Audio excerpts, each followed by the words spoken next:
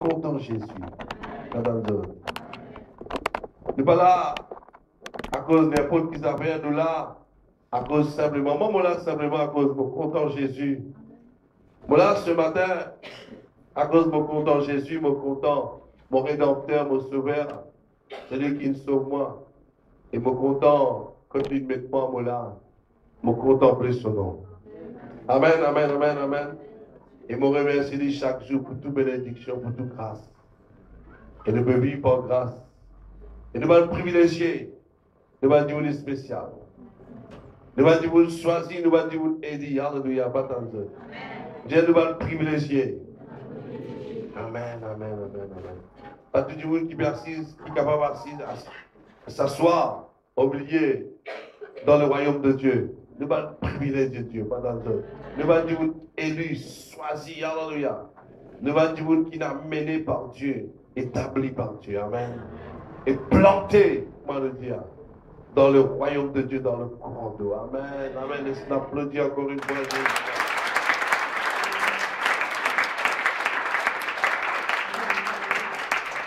La route est longue, mais celui qui persévérera jusqu'à la fin sera sauvé. Amen. Il n'est pas facile comme la vie chrétienne, il n'est pas facile. La vie chrétienne, il n'est pas impossible, mais c'est la vie de persévérance, de patience. Amen. Nous les actifs, nous les enlever le but, nous les couronner. Amen. Et ce matin, cet après-midi, nous avons le plaisir, au milieu de nous, nous avons le pasteur Paul de Cameroun de Yaoundé, qui est encore une fois au milieu de nous pour prêcher la parole de Dieu. Il était là mercredi, nous avons passé un super moment, mais cet après-midi, encore une fois, nous avons ce privilège. C'est un privilège toujours d'avoir un serviteur de Dieu d'Afrique d'Ouest. Très très loin, très très loin. Très très loin. Et il faut 2 jours pour venir à Maurice. Mais ce soir, c'est un privilège encore une fois d'avoir le frère pasteur Paul avec nous sur l'estrade. Il va prêcher toujours en français et vous allez comprendre par la puissance du Saint-Esprit. Amen. Amen. Que le Seigneur bénisse ce serviteur et sa parole. Alléluia.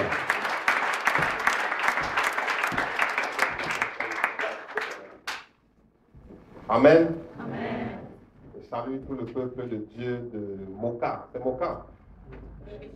Helvetia, au nom de Jésus. Amen. Dis à quelqu'un, tu es au bon endroit. Quelqu'un à côté de toi, dis-lui que tu es au bon endroit. Et tu es au bon endroit au bon moment. Je veux que tu te sentes acteur. Amen. On ne vient pas à l'église comme un spectateur. C'est Jésus qui est spectateur et nous sommes des acteurs.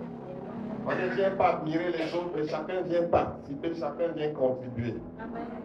Tiens la main de quelqu'un à côté de toi, prie pour lui pour qu'aujourd'hui soit un jour spécial pour lui. Tiens la main de quelqu'un et prie pour lui.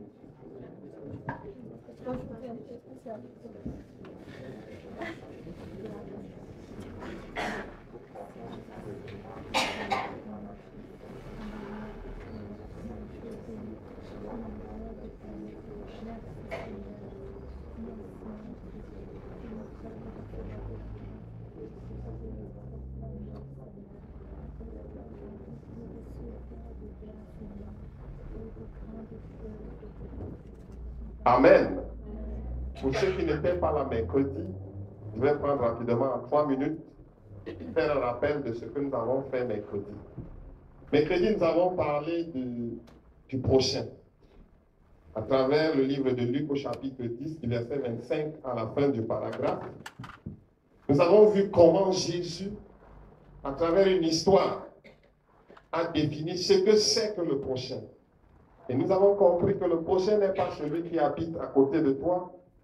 Le prochain n'est pas celui qui est assis à côté de toi. Mais le prochain est celui qui te vient en aide au moment où tu te trouves dans le besoin. Et Jésus te dit pour celui-là, aime-le comme toi-même. Et une instruction a été donnée à l'Église de se lever pour être le prochain du monde. Amen. Mais maintenant, il y a un problème qui se pose. L'Église n'est pas là pour faire de la charité pour la charité. Il y a beaucoup d'œuvres de charité dans le monde qui font de la charité. Mais la charité de l'Église a un objectif.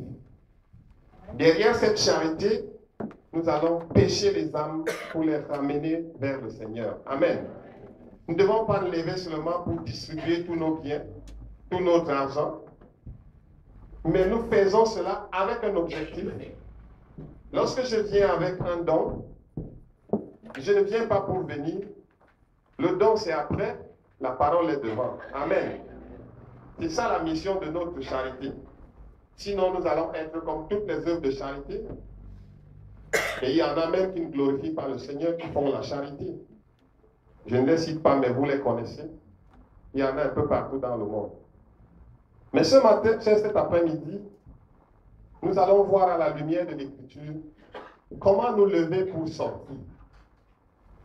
Le Seigneur a ordonné les choses. Il a su qu'en ces temps-ci, il y aurait beaucoup de théologie. Aujourd'hui, on a la théologie adventiste, presbytérienne, pentecôtiste, catholique. Mais pourtant, nous nous réclamons tous d'un même Dieu et d'un seul Sauveur. Il y a beaucoup de dénominations, beaucoup d'écoles bibliques, mais un seul Seigneur. Le Seigneur en lui-même est un, il n'est pas divisé. Mais c'est nous-mêmes qui sommes divisés, parce que nous ne sommes pas là où il veut qu'on soit. Et ce soir, par la grâce de Dieu, nous allons tenter d'arriver là. Ouvrons nos Bibles dans le livre de Matthieu, au chapitre 16.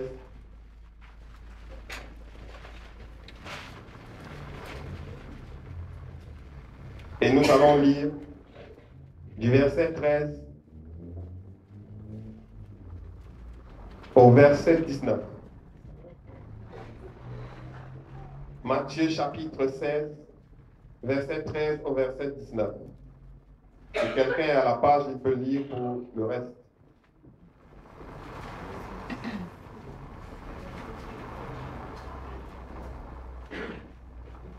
C'est à la page, frère.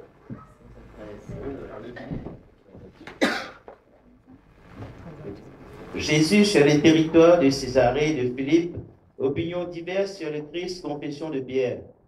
Jésus étant arrivé dans le territoire de Césarée de Philippe, demanda à ses disciples, « Qui dit-on que je suis, moi le Fils de l'homme » Ils répondirent, « Les uns disent que tu es Jean-Baptiste, les autres Élie, les autres Jérémie ou l'un des prophètes. Et vous leur dit-il, qui dites-vous que je suis » Simon-Pierre répondit, « Tu es le Christ, le Fils du Dieu vivant. » Jésus reprenant la parole lui dit, « Tu es heureux, Simon, fils de Jonas, car ce ne sont pas la chair et le sang qui l'ont révélé cela, mais c'est mon Père qui est dans les cieux.